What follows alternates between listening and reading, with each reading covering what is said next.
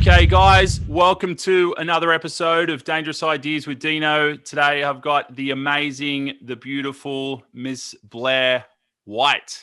First of all, I wanted to ask you, what do you know about Australia? Have you ever been to Australia? Do you have any Aussie friends?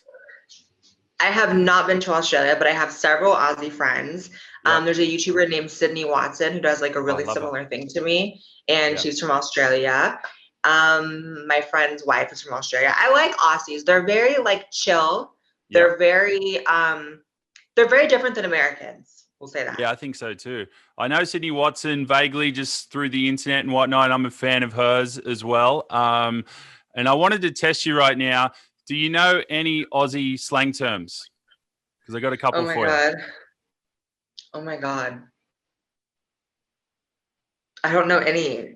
Is right. down under slang? I don't know. People say Not really. down under. That's something that Americans people say that no one in Australia says. So here we go. The first one I got for you is I went up the servo, the Savo to get some petty. What the fuck? I didn't understand a word of that. I could not even have a guess. Okay, I will translate it for you. I went up to the servo, which is short for service station, which is like gas station in Australia, but we shorten everything. So I went up to the servo, and then the Savo. Arvo means it's short for afternoon. And then to get some petty means petrol. So like we call, instead of saying gas, we say petrol. So I went up to the servo, the Savo to get some petty. Oh my God. That's like such a long way of saying you went to the gas station. Pretty much. We have some pretty hilarious slang terms here in Australia. And half the time, when I first came to America, like most people just couldn't even understand what I was saying. So I've tried to adjust my speech, especially for you. Even now, I kind of have to adjust my speech a little bit to understand. Really? That's funny. I guess just so you can understand me. That's crazy. But yeah, I mean, it's very different over there. Like, a lot of people are very much more laid back. I've noticed a lot of Aussies are more laid back. And here I feel like Americans are usually very high strung and like very like, I think high strung and laid back. Yeah. Well, that's going to be my first question. Like, what is the political climate like in America at the moment? Like, we see stuff on the news about, there's just so much sort of tension with like mask wearing, conservatives, liberals, like all that kind of stuff. There just seems like there's just so much sort of division. That's what we see. But what's it like for you? Like, is it really that crazy on the ground over there? It is just awful how it is right now. Like every year you think it can't get worse and it just gets worse. It's like the closest thing to a civil war without it being a civil war, in my opinion. Wow. Like it's very heated. It's very tribal.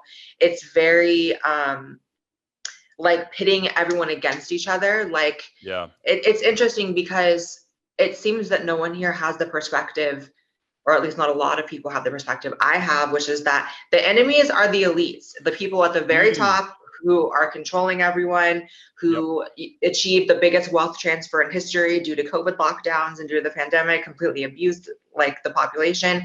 And instead we look to each other and fight about, you're not wearing a mask and you are wearing a mask, and you support BLM and you don't support BLM. And it's like, it's very much an uncomfortable sort of climate, but hopefully it eases soon. I don't know. So when you walk down the street, are like people arguing or fighting? Like I saw some video from a while back of you wearing a MAGA hat on the street and someone like attacked you or something. That was a long time ago, but yeah, that was a thing I did. It's not like everywhere you go, everyone's fighting, and things are definitely a little more calm than 2020. 2020 was crazy. But I don't know what it was like in Australia during like last summer, but it was months of riots, months of violence. I had to evacuate my home in Los Angeles and go up to the woods because it just was not safe. There was like tens of thousands of people on the street, and cop cars on fire in the streets, and the SWAT teams are coming in, and I was like, I'm just gonna dip. So I've never had to like evacuate my home for anything, so if that tells you anything. Man, that's crazy. Like it wasn't anywhere near that bad in Australia. Like we definitely follow American politics and American news, and often stuff that happens in America kind of ends up reflecting here in Australia, but like usually a few years later. And like, Right. I am kind of noticing that now, like this whole sort of woke culture, this like, you can't say certain things, like people are starting to crack down now on just the words that you use. It's just getting a bit more intense and a lot of people getting canceled. And I noticed that a lot with you guys. And during that summer, like it was just insane. Like it seemed wild over there. There was riots and statues being pulled down and places being set on fire. It seemed ridiculous. It was scary. I mean, I remember when I did evacuate and I got to the little cabin in the woods that I was staying at for weeks just for my own safety. I remember I have this vivid memory of just like looking at the news and watching like tens of thousands of people descend upon the White House. And they're saying the president's going in a bunker. And I was like, what kind of horror movie is this? Like, how is this a thing that happens? How do these people like get that close to the White House? And it's been a lot. I think that things are starting to stabilize out a little more, but I think that's what happens when you reduce a people so much to just living on their knees. Like people couldn't do anything with COVID lockdowns. People were miserable. People were stuck at home. You can't leave your house. You can't use these words. You can't think this. You can't say that. And so this is what happens just all throughout history. This is a historical precedent. When you reduce people's ability to communicate with each other, it just leads to violence. That's just a fact. It's happened over and over and over again. People have to feel like they can have a healthy dialogue. And when they can't, what's left? Violence. So that is what has happened, but hopefully it's stabilizing now. Yeah, look, I understand where you're coming from with the whole, we should be focusing on the elites and the fact that, we're a lot of people on just the normal human level are kind of exploited by, this huge upper like wealth class. But in saying that, it seemed like so much stemmed from Charlottesville, where Donald Trump was sort of misquoted by so many media outlets as being a racist and a white supremacist or whatever, but then also the George Floyd incident, and that just sparked so much. I mean, I'm not American, obviously. I've traveled around America. I was married to an American woman for 7 years, so I spent a bit of time over there. It's hard for me to really comment, but what do you think with that incident with George Floyd? And do you think that incident was racist? And do you think like the American police in general are racist? So I think that the George Floyd incident, for that to happen in the middle of COVID, it was really like the height of lockdown fatigue for most people, because it was like at the point where they kept stretching it like another 2 weeks, another 2 weeks, another 2 weeks. And here we are like a year and a half later and we're still kind of in lockdown here. So people were like a lot of pent up emotion. So everyone's stuck at home with nothing to do but keep rewatching this clip of this Black man being brutally murdered by police. And it was a horrible video. It was tragic as fuck. I mean, it was awful. Do I think that incident was racist? I don't really know. I don't know how you can inject yourself into like the heart and minds of the police officers involved. What I do know is police brutality is a genuine problem. How much of that is specific to a certain race and the experience, I don't really know. I know that defunding the police isn't the solution. We have an all-time high crime rate now happening in 2021 because of the last year of like people just going crazy. And I don't know how reducing police is supposed to make that better. So it was a really strange moment where the world kind of went crazy. Not saying it wasn't, justified the outrage over him dying, because it was awful, but I guess it was just a really crazy human experiment to watch, like what happens to like a people who are like pent up and seeing something that upsets them, and then you have outrage all over the world. So yeah, it's a pretty crazy thing, and it's hard to have an opinion one way or the other. Like in Australia, we have, Australian Aboriginal culture is one of the oldest cultures, on the planet, if not the oldest. We also have massive issues around their community. It's probably very different to America. Like we have these really small pockets of very remote Aboriginal like communities where it's just a bunch of Aboriginal people that are really left to their own devices. A lot of them speak their native language, and it's completely different culture in a lot of ways to, Australian Western culture or whatever. And, we have this kind of issue in Australia where it's 3% of the population. The Aboriginal community make up 3% of the population, but they make up something like 20% or 40% of the prison population. I'm not sure the exact numbers on that. And that sounds terrible on the surface, and it is terrible. There shouldn't be that many Aboriginal people in prison. But then you look at the statistics around domestic violence and sort of intimate partner violence between them. There's a lot of there's a lot of other issues that don't just get summed up by the idea that, Australian police are racist. There's just so much more to it here in Australia. And again, I got so much time and respect for the Aboriginal community, and I hope that our government and our culture can help them as best we can. But I just think some people are really quick to jump to this sort of this kind of idea that, Western culture is racist and Australian police are racist and everyone's racist. And I just don't really agree with that. I think it's much more complex. But I can't really speak to the situation in Australia. I just frankly don't know a lot about it. But here, I agree with you. Like, I don't think that you can really call a country that elected a Black president twice racist. Mm-hmm. I just don't think you can. I agree. But I think that the issue with crime in minority communities here is so much deeper and so much more complex than most people allow in the conversation. I think that there's a real problem with inner cities and the people who are raised there, and how, there's not role models around these kids growing up in these inner cities, and what they see around them is drugs and violence, and that's their vehicle to success. That's what they view success as, because the richest people in their community are drug dealers or gangsters or thugs. And it's really sad. And that's not just a Black issue. That's anyone growing up in the inner city. And so I think when we talk about like the pipeline, there's people talk about the pipeline that's like Black people to prisons, and how there's a disproportionate amount of Black people in prisons.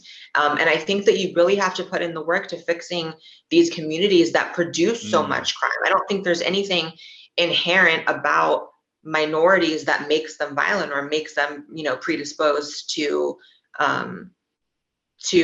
crime. I think it's poverty. I think when a community is so impoverished, I'm talking about like an actual city or area, the only way to get out of it is crime. There's no opportunities. And so that's what happens. So I think until we address really fixing communities where a lot of minorities tend to live and start focusing on that, you're going to see kind of the same thing. Yeah. Yeah, that's all good points. So on that, do you believe in the idea of reparations? I don't believe, okay, it's difficult to say, because in the past we have given other communities money for hardships in their timeline, their history. But it's such a difficult thing, because where are you getting the money from? Are you going to tax only white people? Because that's unconstitutional. And then you get into the fact that we're at a time where like no one is really 100% white. Like, I'm half white, so do I get like half taxed? Yeah. But then even if I was full white, I don't have slave owners in my history, my family history. My family moved here. My family moved here from the UK and other places, and moved straight to California. We've been in California where slavery was never legal, which California is one of the states that's now working towards reparation. Yeah, so the idea of taking money from people who were never slave owners and giving them to people who were never slaves is an issue. I don't have a problem with maybe some sort of private entity creating this fund and giving it out. I think it's tragic and kind of messed up that, Black Lives Matter has raised billions and billions of dollars, only going towards houses. Yeah, only going towards houses for the people in the organization, and God knows what else. And the DNC, it's like they gave money to the DNC. Millions and millions and millions of dollars went towards Black Lives Matter. I haven't seen anything good come of that, really, from the money. I think it was billions. I think they raised billions. Sorry, you're right. Yeah. Yeah, and it went to the DNC, it went to homes for people in the organization. So, you know, with that money, they could have divided that up and started giving it out to people that they felt needed it, you know, through reparations. So, I mean, a lot of people would argue that America has the most sort of successful population of African Americans or African people. Like in Africa, I don't think there's like billionaires, and you know, Oprah Winfrey is like one of the most influential people on the whole planet. She's amazing.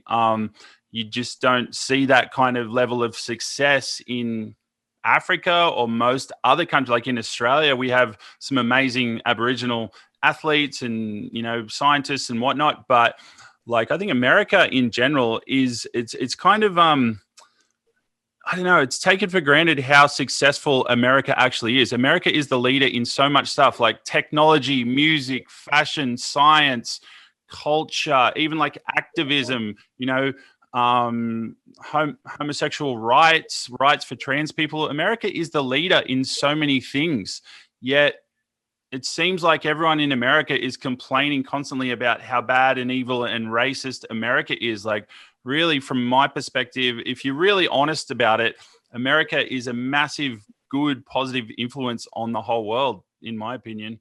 Yeah, you know, I think this is just what happens when people run out of problems. Yes. And I hate to like reduce it to something so simple, but sometimes a complicated question has a simple answer. And I think that we just take for granted the lifestyle that we're able to live here. Even homeless people have iPhones here. Like people, you know, like the struggle of the most impoverished in America does not even compare to the struggle of like average people in some other countries. You think of some Middle Eastern countries where, you know, women can't drive and, you know, gays get thrown off buildings and trans people, like I can't even legally step foot in, I think, every single country in the Middle East except for Israel. I think that's the only country where I'm legally able to step foot on the soil without going to prison or being killed. So, you know, people do take a lot for granted. And it's not to say that there not are actual problems here, because clearly, you know, the turmoil and unrest of the past year and a half has revealed we do have a lot of problems. But I think that people just have a huge disagreement on what those problems are and how to solve them. And it goes like this. Yep, that's all very good points. Very good points. And that's all very heavy stuff. That's amazing. And I know you're a very intellectual person, but how about we lighten the tone a little bit and go with something a little bit more happy and fun, like Australian hunks. Can you think of any? Like Chris Hemsworth, for example, is like, you know, a big Aussie actor. I think he won like Sexiest Man in Australia recently. But I've got some reality TV hunks here for you that I want to play a little game with you, if that's all right. Okay, so you, Chris Hemsworth. Yes, exactly. There's a few others, right? So just recently, I was on a TV show here called Married at First Sight, silly TV show. That is kind of what I'm known for. There's a lot of controversy around me, and I said some things about, you know, wanting to be the alpha male in a relationship, that there's nothing wrong with the traditional roles of man being more of a leader in a relationship. Obviously, I got absolutely eviscerated by the Australian public and feminists and whatnot just for having such a thought, such an evil, terrible thought. Became a massive villain. Oh, my God, it was crazy. Well, then I also did have an affair with a woman on the show. It's another man's wife, so that's a whole other story. We won't talk about that right now. But what were people more angry about? What were people more angry about? That's a very good question. I think the original comments where I just said, like, you know, I like to be the leader, I like to be the alpha male. I said Australian men are getting whipped by their women, and I don't like that. I think we should change that, which I stand by 100% to this day. Like, I mean, that's just your preference for your relationship that you've been. For people to be mad about that seems kind of stupid, because no one would have a problem with like a woman saying that she likes to be the alpha female in a relationship. I mean, and that's perfectly fine too. It's like there are people that it's different strokes for different people, you know? Yeah. And I never said, you know, anyone else can't live their life or have their relationships the way they want to have their relationships. But anyway, that was the show I was on. And it's like now it's become like the biggest reality show in Australia. But I want to play a little game that was played on the last season of Married at First Sight. They got the husbands and wives to rank the other husbands and wives in the experiment by looks. Okay. So you had to like look at the other people and go, all right, this is number 1, number 2, number 3. So we're going to play that game right now.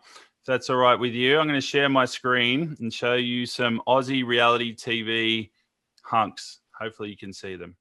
Okay, here we go. Awesome. I never get to look at hot guys in interviews. This is fun. All right, well, here we go. Something different. So this one, Bryce.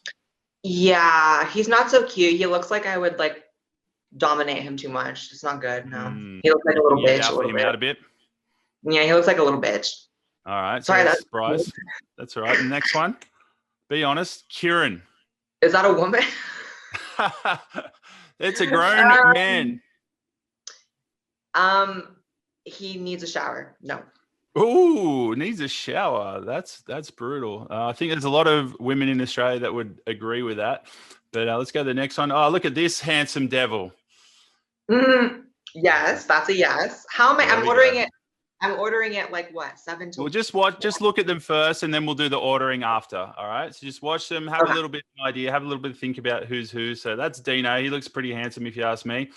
Next up, we got Harry. So Harry was on Too Hot to Handle. He's a young Aussie lad who was on the Netflix show Too Hot to Handle. He looks a little young for me. I don't like him young like that. He is quite young. Well, you might like the next few. They're a bit older. This one, Jamie. He's also known as the crying fireman. He's a crier? Well, he's a fireman, but he was on The Bachelor here in Australia, and there was some scenes where he cried a little bit, yeah. He's okay. All right, good. Jamie, he's a little older. I think he's about 43, about my age. Then we've got this guy. Speaking of older gentlemen, NASA. No, he looks like he would like try to like sell me to the sex trade or something. Oh my God. Wow, you are a good judge of character because I think you've pretty much just nailed that one. But all right. Last of all, this is Scotty. What do you think of Scotty? He looks like he would buy me from the sex trade. Holy shit. I think you pretty much just nailed it. All right, cool. So they're the men. Now we're going to go over to our little ranking system here. Can you see that? You didn't even pick hot ones. Oh my gosh. Well, this is the best Australia has got to offer, I'm afraid. Other than Chris Hemsworth, you guys have got the hottest one over there. Okay. Out of these guys, which would you choose as? Let's start with number 1. Who would you think is the hottest? I would say you're probably the best looking. Yes. So correct answer. I would say you were number 1 with Jamie at number 2. Oh, okay.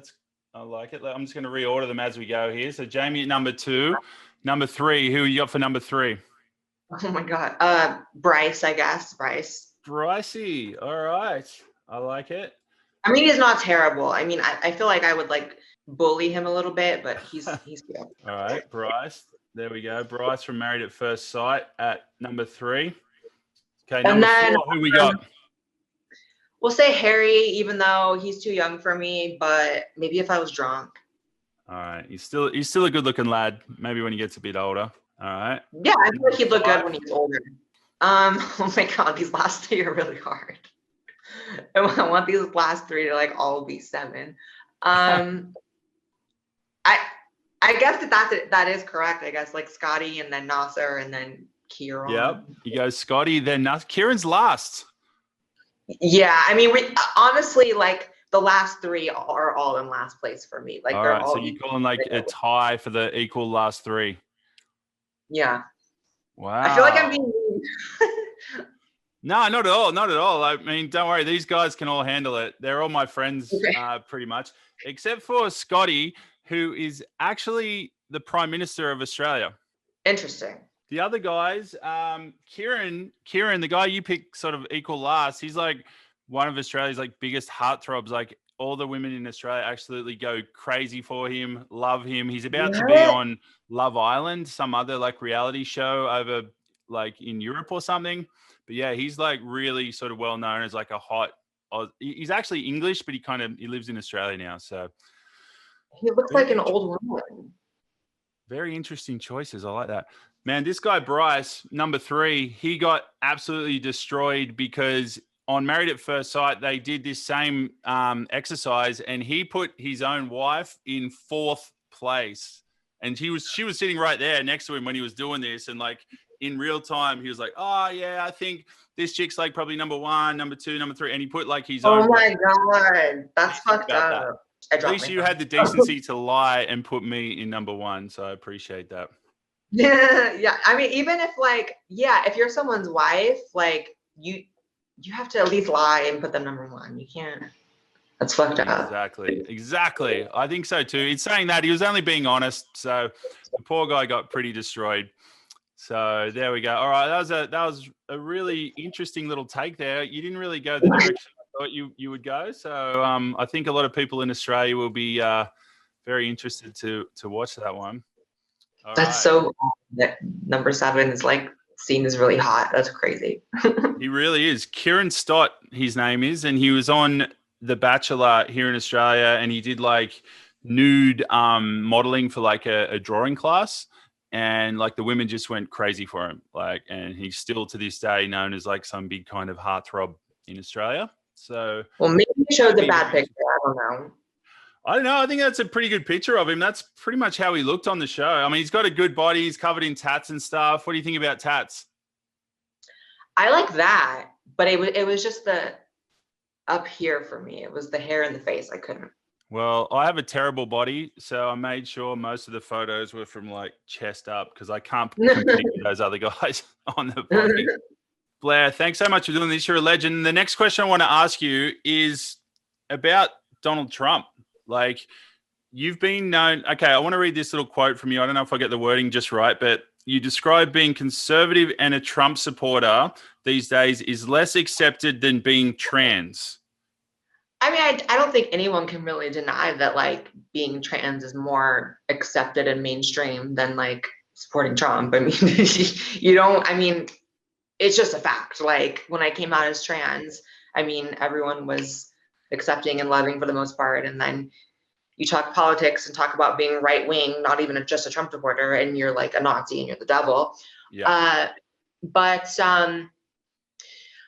I was never, okay, so I think that when people hear Trump supporter, they think of like someone who supports the idea of specifically Trump, like specifically like, and for me, I always voted on policy. And I always will vote for anyone who gets it the closest to my own personal take on how the country should be ran.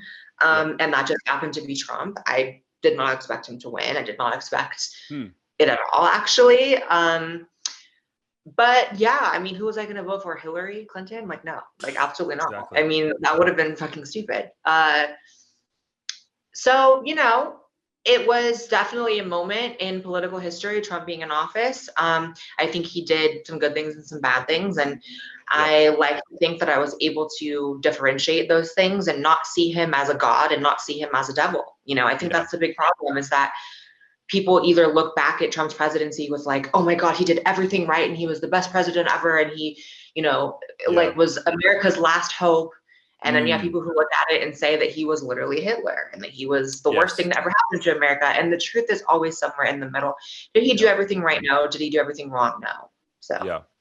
No, exactly. I think you really touched on a really good point there. Just this sort of extremism at the moment. And now if you just say I'm a Trump supporter, or, you know, I've worn a MAGA hat here and there and I've like copped so much shit for it. You know, I couldn't really publicly admit to being a Trump supporter, but I'm exactly like you. Like, I just liked a lot of the stuff he said and what he stood for. Obviously, he said some dumb shit and stuff that I didn't agree with. But again, like, he's way better option than Biden as far as I'm concerned. But I guess I wanted to ask you specifically about, you know, Trump kind of got described as either homophobic or transphobic with some of his policies. Do you think he's transphobic or homophobic? I think that he was surrounded, homophobic, absolutely not. Transphobic, I don't think so. I think that he surrounded himself with a lot of political advisors who saw the trans issue as like a cultural hot point. And they did do the trans military ban, which I was actually in support of. I mean, Yeah. I don't see a reason why someone who's taking hormones should be on the front lines when you can't take so much as a Tylenol and be on the front lines, right? Yep. I thought it was a little too sweeping. Like trans people could be nurses and cooks and stuff, but for the most part, I supported that. So it was just a frontline ban. So for people that don't know, in Australia, in America, Trump and sort of his team brought in a policy in which some trans people weren't allowed just on the front lines. Is that right? No, it was more expansive than that. It was a lot of different positions in the military were banned. But we have, what maybe Australians don't know about our military is that there is such a high requirement to meet to join the army here and to join the Marines here. You can't have a crooked left toe. Like they will not let you in. You can't have depression. You can't have anxiety. You can't have social anxiety. So what makes anyone think that you can have gender dysphoria, which is what trans people have, which is often more debilitating than any of those things? Yep. I mean, to me, it goes back to like just equal treatment and not special treatment, you know? And at the end of the day, and also it puts trans people in danger to be in the military because we are stationed in countries where it's illegal to be trans. Like, that's a very good point. You know, so now that Biden's reversed it, hopefully they don't draft me. Wow. I think you do well. Like you like your guns, don't you? I think I've seen photos and videos of you with guns. I do have a custom hot pink AR-15. No, there you go. Maybe you'd be kick-ass on the front line. Maybe, but the idea of actually like hurting someone, I could never do. I have it just for my own like protection and just because it's fun. I don't really know the perception of like guns in Australia though. Like, I don't. Man, it's well, completely different to America. Like we have hardly any guns. Like most other countries in the world, you just don't see guns. They're not anywhere. I don't walk down the street at night and worry that I'm going to get shot. It's just not a thing. No one has guns. There's a tiny, tiny, tiny portion of sort of criminals and people out in the country that have guns. The police barely ever use guns. There's barely ever police shootings in Australia. Like I don't think I can name one ever, really, to be honest. We have a completely different take on it. We just don't really have guns here. See, this is such a complicated issue because I would prefer a world where no one has guns. But they've been mass produced here. There's more guns than people here.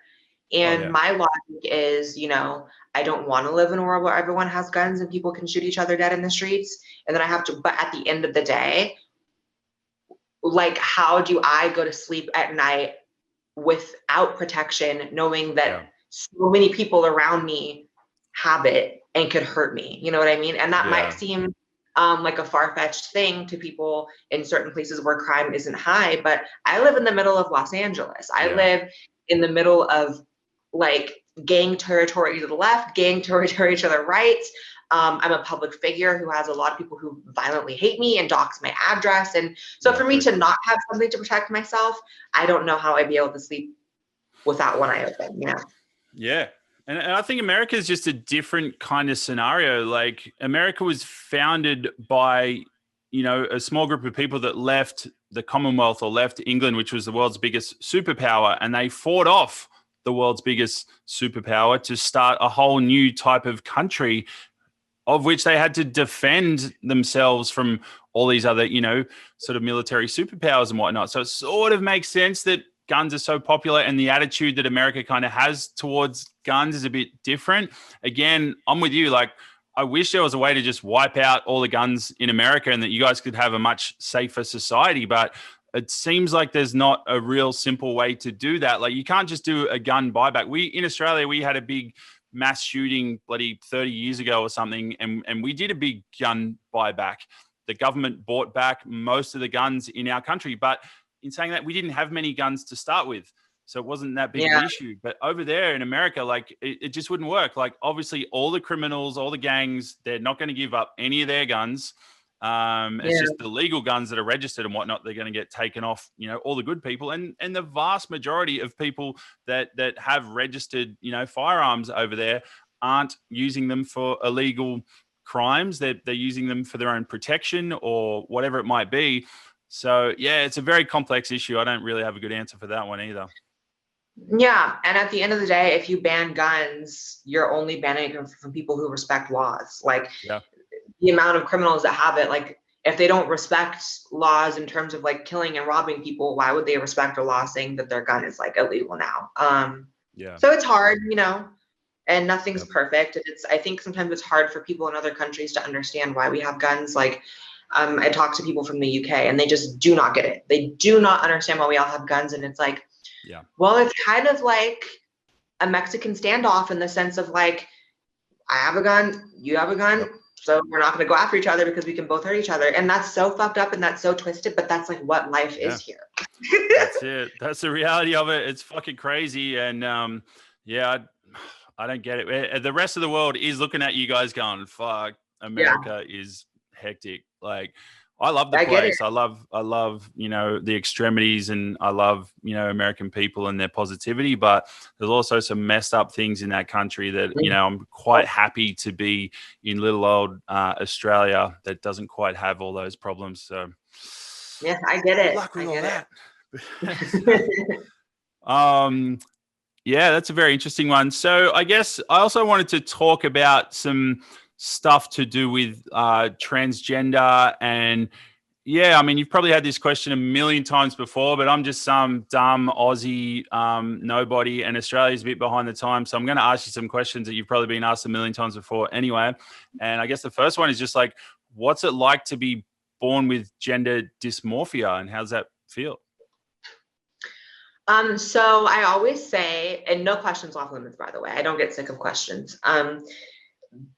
My earliest memories in life were that of gender dysphoria. Like I remember being in preschool. Wait, did I even say it wrong? It's dysphoria. Did I say dysmorphia?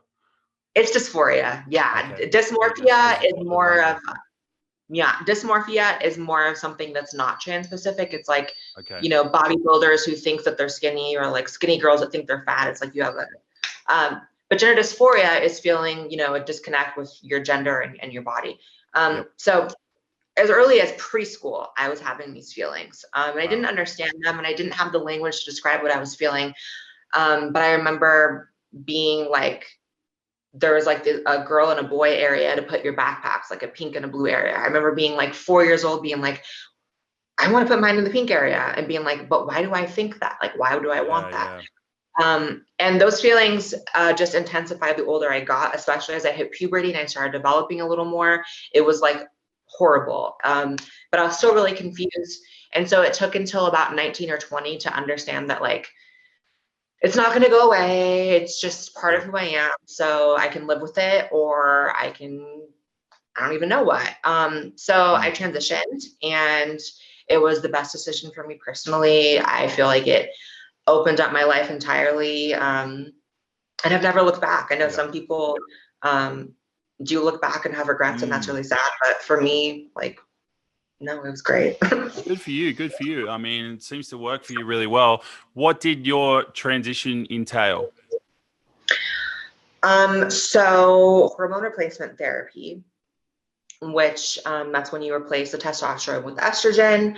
And that did a lot. That was like almost the most important thing, because I feel like it shifted like my brain a lot, if that makes sense. Like my emotions and outlook on life just became like a lot more feminine and a lot more in some way. Yeah. Like, I don't know, before I was on hormones, I never cried over sad commercials. And now like I cry over sad commercials. Man, that's crazy. Yeah. And it changes your body a lot too. I never thought of it in that way, like that it would actually kind of affect your emotions. Like that's, I mean, it makes sense now that you're saying it like that. Like, yeah, that's a real different perspective I've never really thought of. Yeah, I think people sort of misunderstand how like integral hormones are to the body. Like they really affect everything in your body. So when you completely 180 them and like shift them to the opposite, it changes a lot. It changed like my outlook on sex. Like I became like completely uninterested tell me if it's TMI, but like going on hormones, I completely lost interest in like sex without like emotion, which is, I feel like kind of like maybe a little more of like a male thing to like want to have sex. It's more of a male thing, yeah. Yeah, but then after that, it's like I can't have sex without like being in love, which is interesting. Whatever. But yeah, and then hormones also change your body a lot. A lot. And then I had some surgeries. I had my breast augmentation. I had some facial work done. I legally changed my name and gender. I did a lot. But again, it was all worth it. And now that I'm on the other side and I'm like done, it's like a crazy memory. Like I can't believe I did that, but like I did that. But what about your genitalia? What's going on down there? I haven't had bottom surgery. There's a few reasons for that. The main one being like I just don't feel like the science is as there as I would want it to be for such a serious surgery. Not that my other surgeries were not serious, but they were, you know, to an extent, like not as serious as like completely changing your genitals. So maybe someday in the future, if I feel like the surgery has gotten to the point where it's what I would want it to be. Not that it's like some like barbaric thing. I mean, it's a pretty crazy surgery, and a lot of people have a lot of success with it, but there's just a few too many people that don't have success with what it. are those complications? What kind of issues do some people have? Well, I don't want to paint the picture that like most people have this issue, but some people definitely do, and it's scary enough for me. But there's situations where like people can't pee properly because the holes are mismatched and whatever. There are situations with like really bad infections. There's situations with it, it's gonna sound so crazy, with it like closing up, because at the end of the day, it's like your body treats it as a wound. So you have to dilate and keep it open for a long time for it to stay open. Wow. It's just really gruesome, and it's just not something that I feel like I need right now. Like I'm happy with my life. I'm happy with my career right now. I don't need to be laid up in bed for 9 months because I'm recovering from some crazy irreversible surgery. Like I'm good on that. Right? Yeah. Yeah, I have seen a few of these sort of transition regret videos where, you know, people that have had that surgery, you know, don't feel good about it and feel like they either want to transition back or it didn't really solve any of their problems. Have you seen those videos? Yeah, and I'm someone who definitely supports detransitioners, which is what they're called. And I've interviewed them on my channel. But for whatever reason, it's a highly controversial thing to talk about. Like the trans community does not like when you bring up transition regret or detransitioners. Oh, really? They will do anything they can to censor you from talking about it, which I think is such a huge disservice, because if I was, you know, prior to my transition, again, I would probably want to see both sides. I would probably want to make sure that I wasn't headed down a similar road to these people, because at the end of the day, some things are reversible, but some really are not. If you get a sex change, you're like that forever. So that's so funny. And like, I think there's so much of that in our society, in like, just, we're not allowed to say certain things. Like, so it's strange. I shouldn't say funny. I don't mean to mock them. I mean, it's so kind of strange to me that some people in the trans community wouldn't want people to talk about that, to talk about detransitioners. Like you said, why can't we just all be open and talk about it? Like, and I feel that's happens in a lot of different areas in our society, like race and, you know, this idea of toxic masculinity and domestic violence, so many different things. It's like, I've always just been an open book. I've had trans people, gay people, all kinds of people from all kinds of walks of life in my life, and always just been able to talk about whatever. I feel like our society is heading in a way where there's forbidden speech that we're not allowed to talk about. Like, what the hell? Yeah, it's crazy how there's things that you're supposed to believe. Like, I had such a crazy moment. I was like tipsy off some wine like a couple nights ago with my friend, and I was like talking about how, like, isn't it so crazy there's things you're supposed to believe? Like, even if you know it's not true, you're just supposed to believe it. Like, you're supposed to believe that everyone who transitions is happy and doesn't have regret, even though you kind of know it's not true. You're supposed to believe that Black people are constantly like under, you know, violence and murder, even though it's not necessarily true. Like, you're supposed to believe that Trump is Hitler, even if you kind of know it's not true. Like, so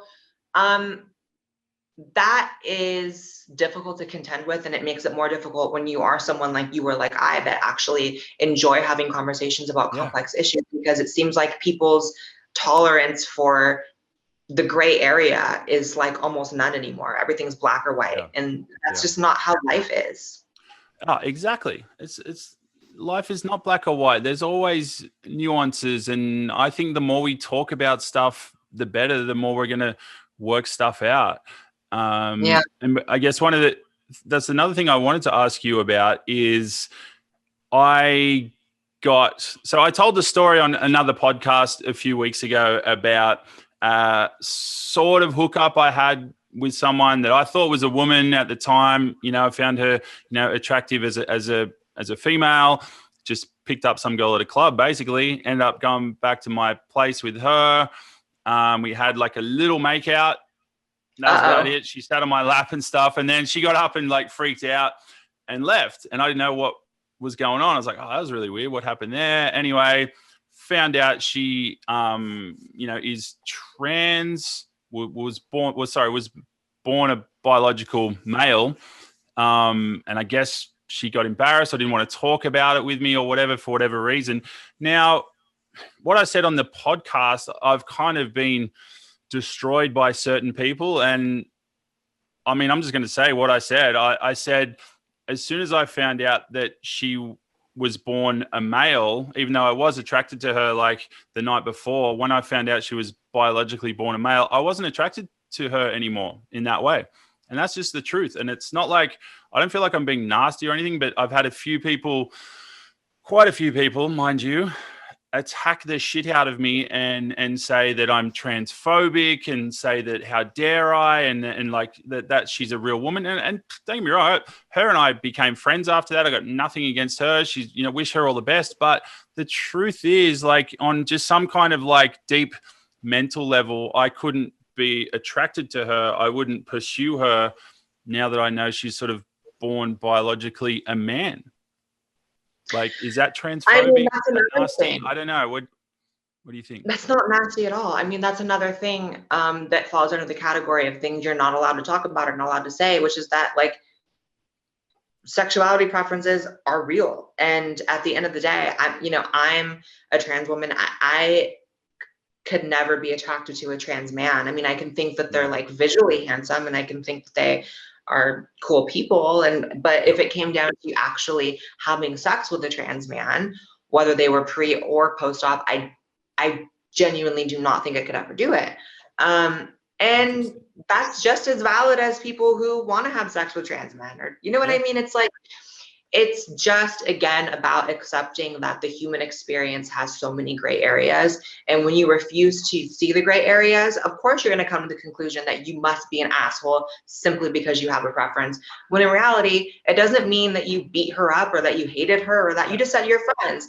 It literally just means that she didn't meet what you wanted to have sex with. And the fact that people try to control who has sex with who is actually more fucked up, in my opinion. That's a good point. Yeah. That's a very good point. And I think there is a bit of that movement. And, you know, I have experienced a little bit where, you know, people get angry. People got angry at me saying, oh, you know, how dare you? Like, you know, how can you knock something until you've tried it? All those kind of arguments. And it's like, well, I don't have to try everything to know that I'm not into everything. Right. Like, I've never let anyone pee on me. Like, I know I wouldn't want someone to pee on me. Like, I don't have to try. And like, that's so stupid. Like, and I know I don't like women. I don't feel like I have to go try to have sex with a woman to know that I don't like women. Like, stupid. Yeah, it's an interesting one. I'm just, you know, you're a breath of fresh air. When I discovered you and your channel and watched a lot of your videos and discovered your attitude, you know, I just thought you were just such a interesting, intelligent, open-minded person. And, you know, to be fair, there's a lot of just normal, interesting, open-minded people in the trans community, in the LGBTQ community. I think most people are pretty kind of just regular, normal people that understand there's variations, there's gray areas, there's this and that. It's just this like small minority of people that want to make a big deal out of it. And it's like, it's not even necessarily trans or gay people or black people or whatever. It's these sort of extremist social justice warrior sort of type people that want to get up on their high horse and judge everyone else for whatever reason. I don't know. Yeah.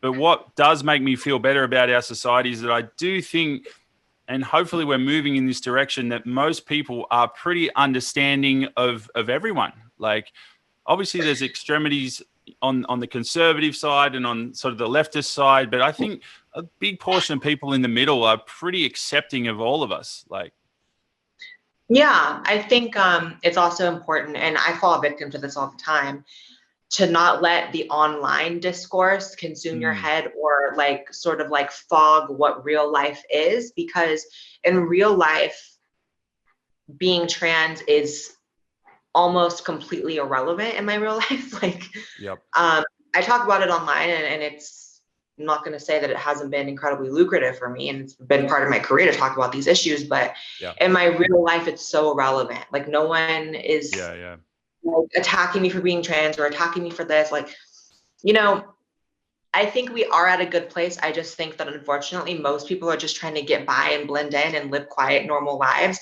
whereas the activists, who are the crazy ones, want to be as loud as possible. So they look a lot larger in number. You know, and this is one of the reasons I wanted to speak to you about trans stuff specifically, and we can chat about other stuff all day or another time or whatever. But in Australia, I think we're a bit behind. I think we haven't really been through some of the issues that have happened in America, and you guys are usually a few years ahead of stuff. And I just wanted like people in Australia to get a different perspective, get your perspective. And I think most people in Australia just don't know much about trans issues and just don't know that there are just people like you out there in the world that are just cool, fun, interesting people that happen to be trans. Yeah, people definitely, I think, because like we said before, the crazy ones are usually the loud ones.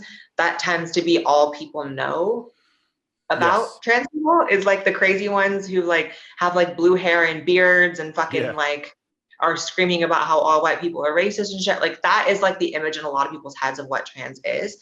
But it's because part of the inherent goal of transitioning is to blend in. Like, that is literally why most people transition. It's like to just be a regular girl, a regular guy.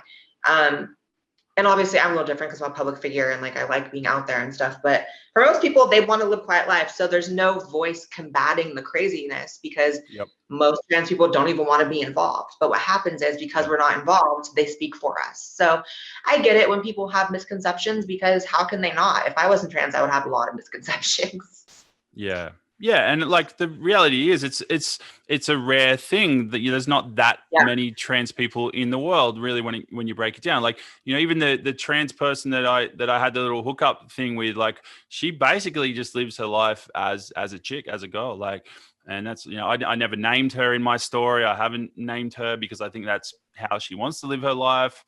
Fucking awesome, good for her. Like, you know, again, it's not even that big of a deal.